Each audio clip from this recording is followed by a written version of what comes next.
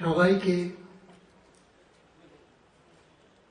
আমার সশ্রদ্ধ অভিনন্দন জানাচ্ছি। আজকের এই অনুষ্ঠান যাকে স্মরণ করে তার সম্পর্কে তো কিছু বলার নেই, কারণ তিনি অনেক উঁচুর লোক, আমরা সে পর্যন্ত পৌঁছতে পারিনি। তাহলেও কয়েকটা কথা বলতে হবে। আমরা হেমন্ত মুখোপাধ্যায়কে কণ্ঠশিল্পী, সুরকার এই পরিচয়ে বেশিরভাগ লোকে চিনি, কিন্তু তার অন্য একটি রূপ ছিল।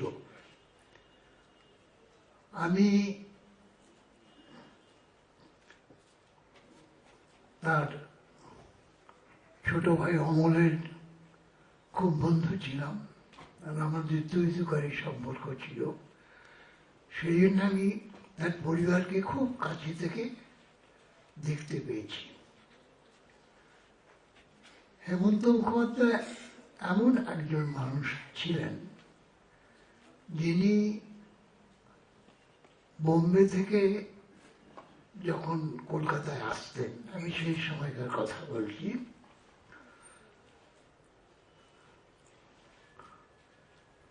তার অনেকগুলো খাম তৈরি করে আসতেন এবং তার আসার খবর পেয়ে বহু মানুষকে দেখেছি, দুস্থ মানুষ, যাদের কাছে সেই খাম তিনি পৌঁছে দিতেন। এটা তো সবার জানার কথা নয়, তাই আমি এই কথাটা বললাম। এছাড়াও তার মহৎ গুণ যেটা ছিল, তিনি কাউকে ছোট মনে করতেন না। অর্থাৎ তিনি যে শিখরে ছিলেন, সেই শিখরের থেকে নিচেই যারা আছেন তাদের তিনি কখনো হেয় প্রতিপন্ন করেননি।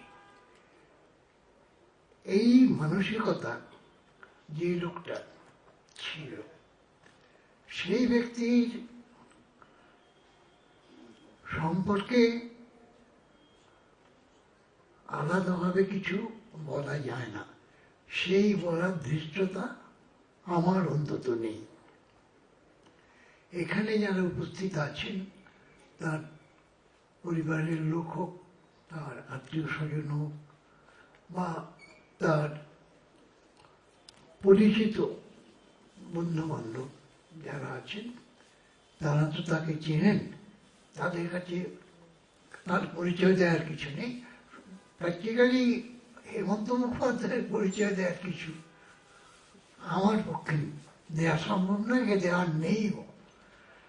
শুধু একটা কথাই বলবো যে আজকে যে বিষয় নিয়ে এই সমবেত হয়েছি আমরা, এইটাকে যেন আমরা মনে রাখি যে আমরা এক মহান পুরুষের কে শ্রদ্ধা জানাবার জন্যে এখানে সমবেত হয়েছি। সেই শ্রদ্ধাটুকু জানাতে পারলেই আমরা নিজেদের ধন্য মনে করব। নমস্কার।